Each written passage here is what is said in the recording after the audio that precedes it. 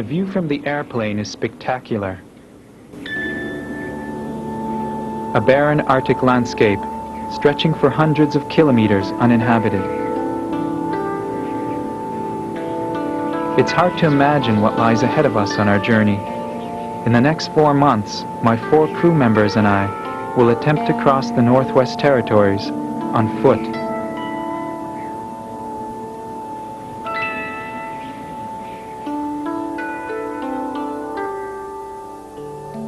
Our expedition is taking place in northern Canada. We'll be walking from the city of Yellowknife up to the community of Coppermine on the Arctic coast, a distance of about 700 kilometers. The group consists of Sean Ryan, Eva Dembeck, Simon Wilson, Monica Rollman, and myself, Peter Harmathy. The cost of the expedition is shared equally. We are ordinary people, city people, without any special skills or training. I tell you, in spring, you get them and they can't fly away. We are supplied with 5 food caches dropped off along our route. We also have maps and a communications radio. But these advantages seem insignificant when I consider the size of our task. To travel without a canoe, entirely on foot, over land that is grueling to walk on during late spring and summer, with rivers, lakes, and swamps everywhere. So why are we doing it? For us, it's an opportunity to see a vast and beautiful land, unchanged for thousands of years.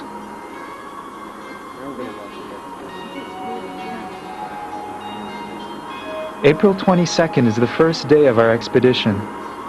We begin our journey on the frozen Yellowknife River with the plan of reaching the first food drop within 3 weeks.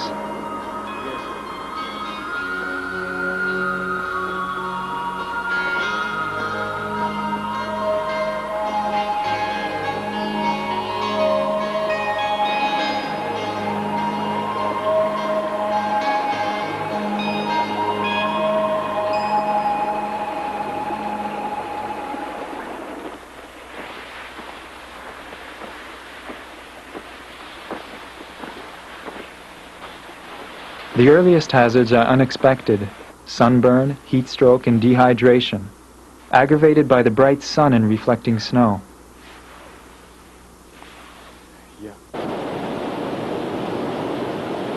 April 27th.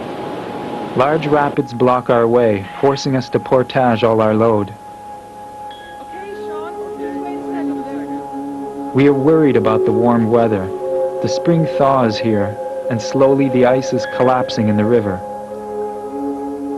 Though scenic, the landscape is cruelly deceiving.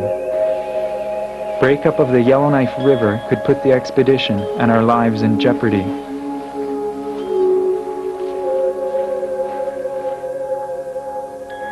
May 2nd. We've been able to walk on the hard-packed snow of a recent caribou path.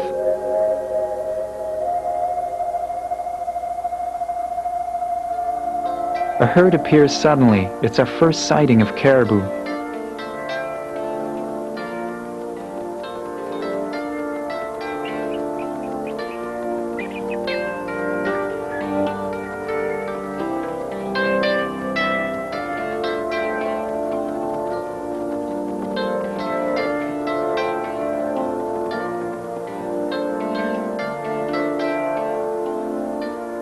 Coming out of nowhere and now disappearing onto the hillside, the caribou are shy creatures. They are graceful and can cover distances much faster than us. They seem perfectly adapted to this land. To me, they are the nomads of the north, the spirits of this landscape.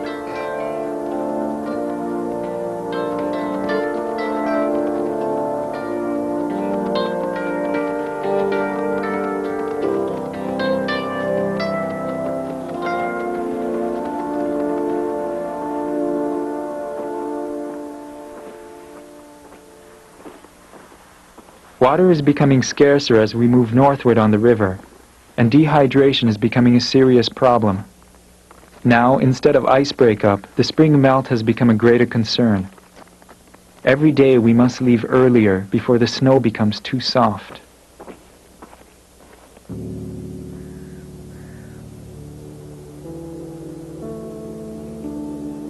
May 10th. We stopped just 6 kilometers short of our first food drop.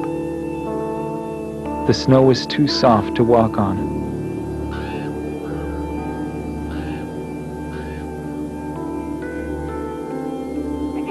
Another warm day passes, and we eat the last of our food rations.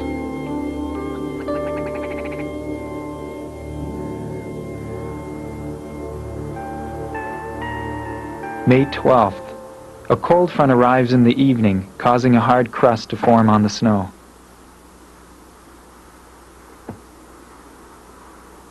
We leave in the early morning and soon arrive at our first food drop at the edge of the tundra.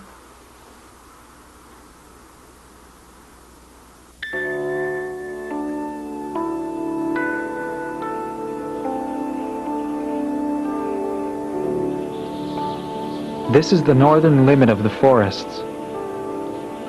Ahead of us lies a vast country, wild and barren. The Arctic Ocean is more than 500 kilometers away.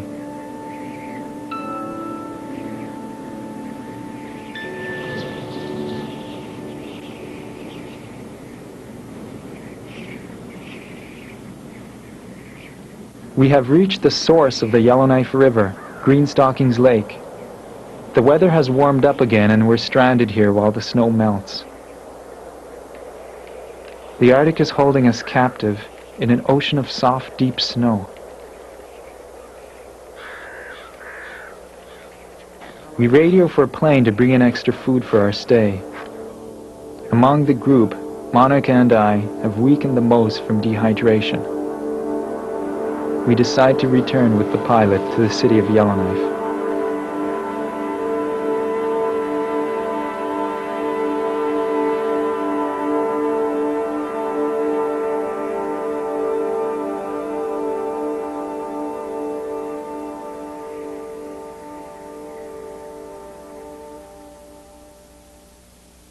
After a 2-week recovery, Monica and I are flown back to the campsite where Simon, Eva, and Sean have been waiting.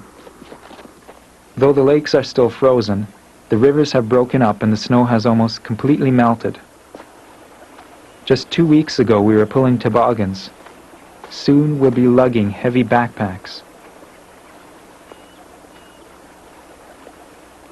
The spring thaw invigorates us with unusually warm weather, as though it were a gesture of good luck.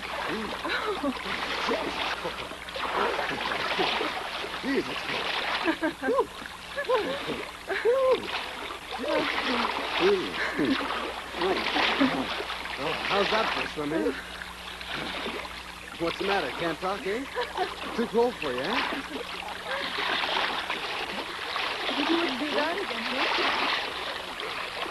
June 2nd. The temperatures dip back to normal and ice forms on the ponds. Today we are leaving behind the great spruce forests of northern Canada. We are heading overland, even further north, into the desolate landscape of the tundra. Gone is the security of the forests. We are in the barren lands, where the ground is permanently frozen and few trees can grow. There's little shelter from the wind, and it is colder. It's a picture of disaster and ruin, a land scraped bare and strewn with boulders from the last ice age. It is impressive and forbidding. To walk the barren lands is like walking on a solid sea. The rolling of the hills, the vastness, the isolation.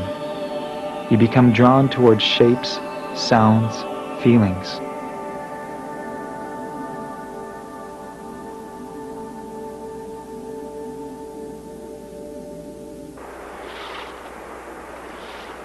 Watch this rock down here, it's loose. Okay, Sean. Cold water.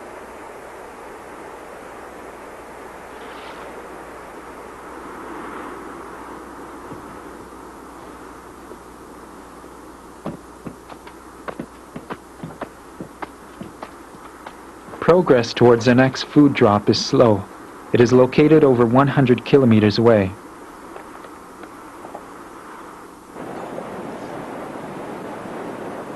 The recent melt of snow has flooded most of the rivers in the area, including the Snare River, which cannot be crossed. Further north, this river runs into Winter Lake, which we hope is frozen over.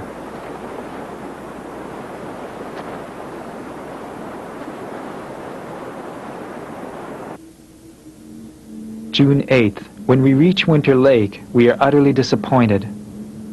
The wind has blown the lake ice more than 10 meters from the shore. After much thought, we decide to ride an ice floe across the open gap of water and walk safely to the other side.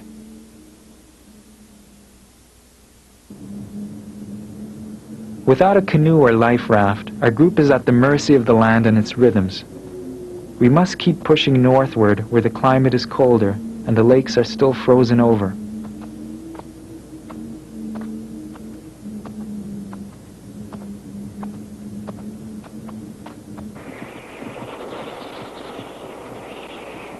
We are weather-bound for several days, owing to strong winds and freezing temperatures.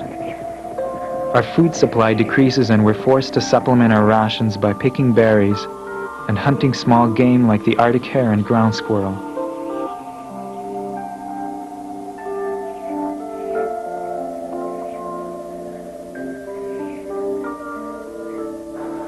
More than 150 years ago, 11 out of 20 men died of exposure and starvation in this area, while on an expedition led by Sir John Franklin.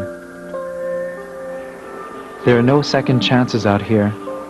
The land can be merciless and cruel.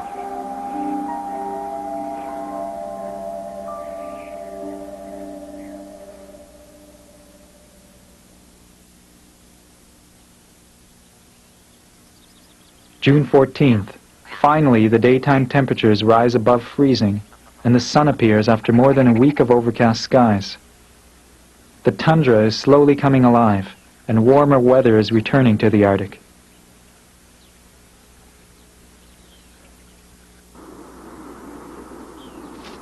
We have arrived at our second of 5 food caches. Our hunger and fear are relieved. We are now roughly halfway through the expedition, but we're still about 2 months away from our goal of reaching the Arctic Ocean.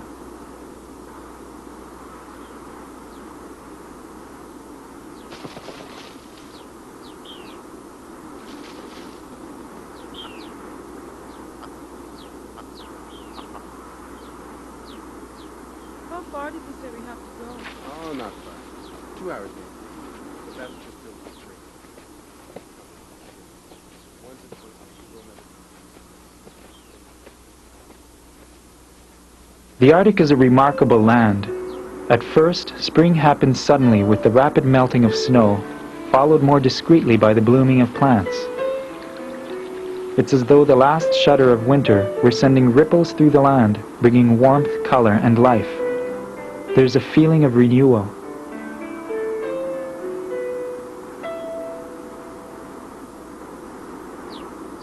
The gradual warming of the continent is moving in our direction and will soon overtake us.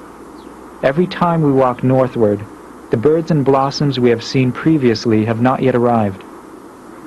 The land ahead of us is bare, brown, and desolate. We are walking on the edge of spring with a blanket of green just behind us.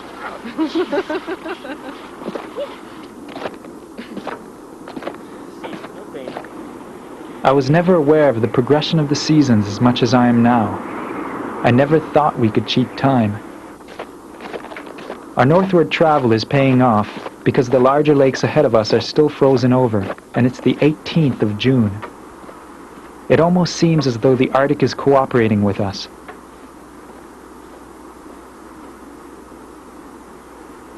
What do you think carried the rocks so far? Well, you know it's the glaciers. The glaciers carry these huge rocks for hundreds of kilometers and drop them off when the ice started melting. When was that? Oh, I guess a couple of thousand years ago, maybe 10,000. How about that rock down there?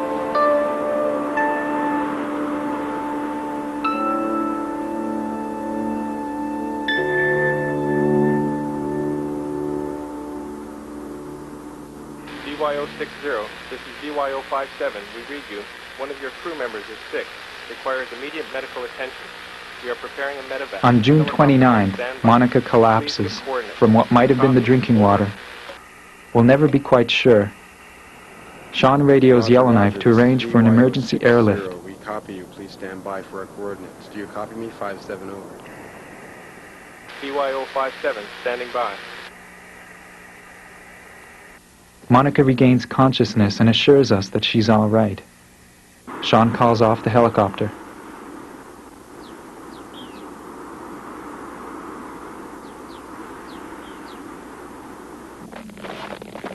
The next morning, she's able to travel again, and we head towards the most challenging landscape yet. We are now entering the high ground of the mainland Arctic. Long ago, these hills were towering mountains and volcanoes, but over time they have been leveled by wind, water, and glaciers.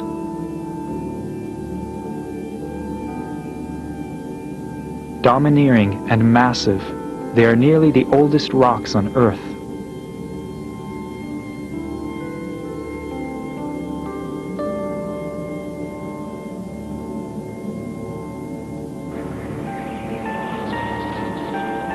With no trees for scale, you can easily misjudge size and distances. I often consider this land as a miniature world, where the tallest trees are knee-high willow bushes, and where hills sometimes look like mountains. It is a land of contrasts, deceptions, and surprises.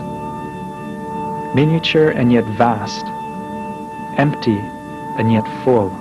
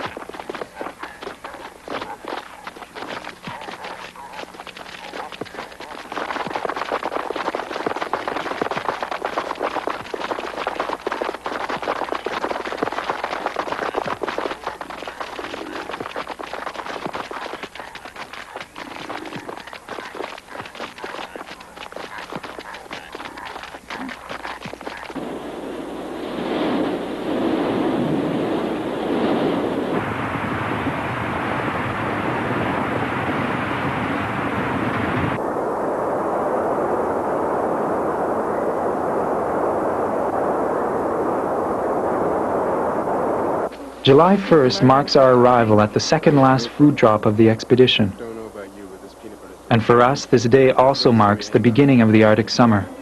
Plant life flourishes, and the temperatures rise. It would have been shirt-sleeve weather had the mosquitoes not arrived.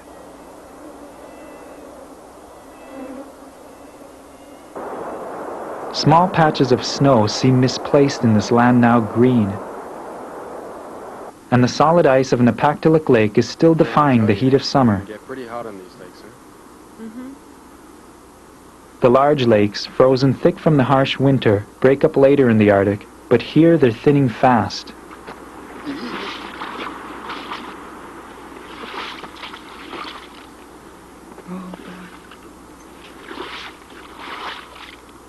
Even the permanently frozen ground can melt in places, forming mud holes.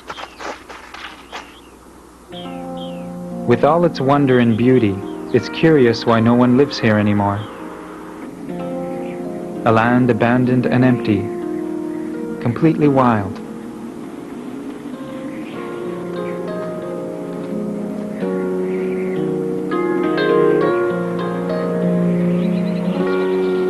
There is an old native legend about a bird that created the world, people, and all other creatures. Some Inuit believe that animals have souls and that you can speak to them through the spirit world. Animals controlled the destiny of these people, who once depended on them for all their clothing and food. The land was their source of life and happiness.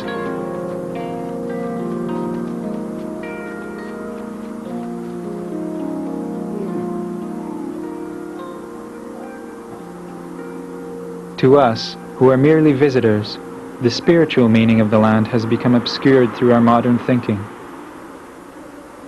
I know that we'll always see the natural world as being separate from ourselves.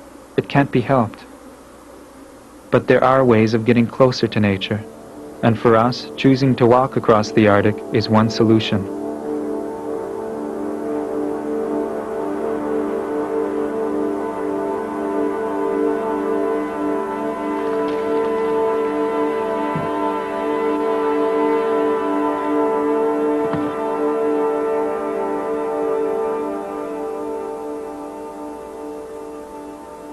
No problem. There's plenty Yeah, of water. okay.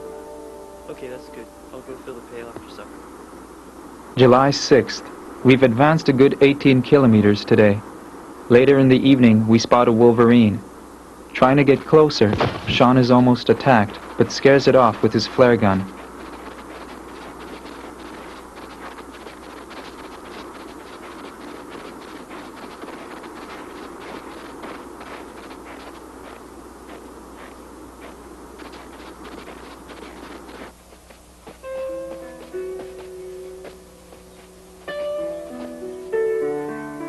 On July 10th, we reach our last food cache just above the Arctic Circle. This one almost rolled into the lake. Ahead of us, 170 kilometers away, is the Arctic Ocean. The thought of it being so close, Days more. the end of our trip being so near, Well, is very difficult to accept. 15 days After now, spending it's 3 months out here, the land has become a familiar and compelling part of our lives.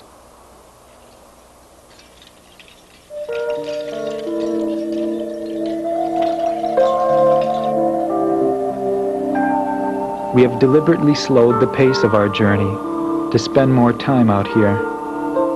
Our plan of reaching the Arctic Ocean now seems a bit irrelevant, serving more as an excuse than a goal.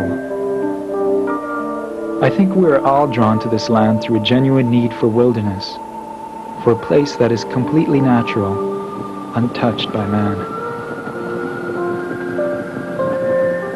There are few places in the world that are as wild and as isolated as the Arctic. My sincerest wish is that civilization never reaches here.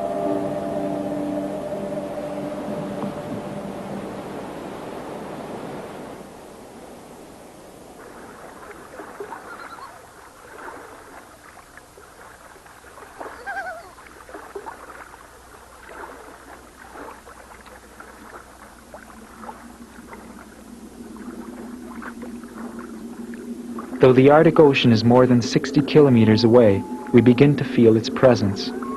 The weather is unstable and damp. The temperature is colder. It's near the end of July and the Arctic autumn will soon be here. The leaves are turning red and the flowers are dying.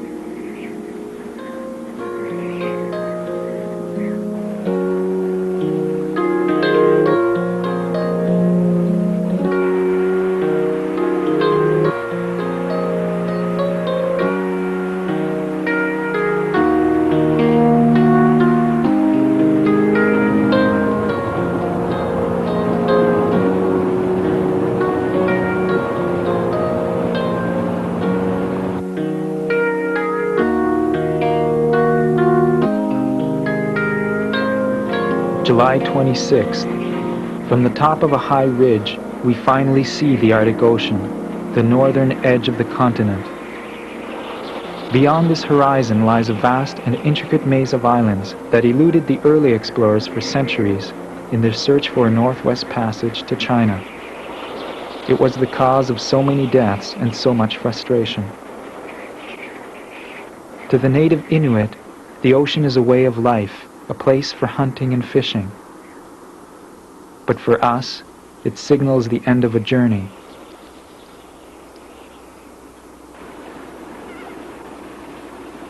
Rain delays us for several days, but we eventually make it to the mouth of the Coppermine River.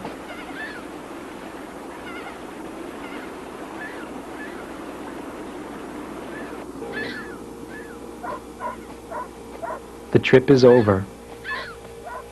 There, on the opposite shore from our last campsite, is a modern community. Strange, yet familiar sounds reach us from the other side. we spend a quiet and contemplative evening.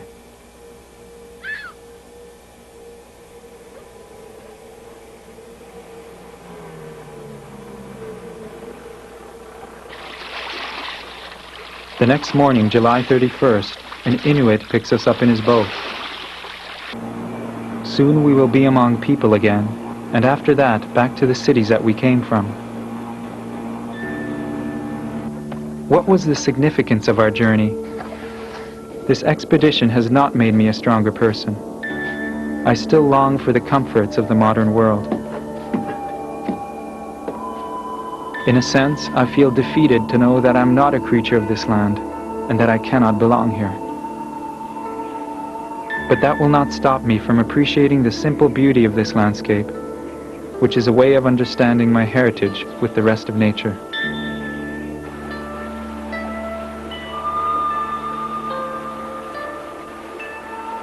Despite the physical pain we have endured, and the time we have devoted in walking across the Arctic, in return, we have been given much more.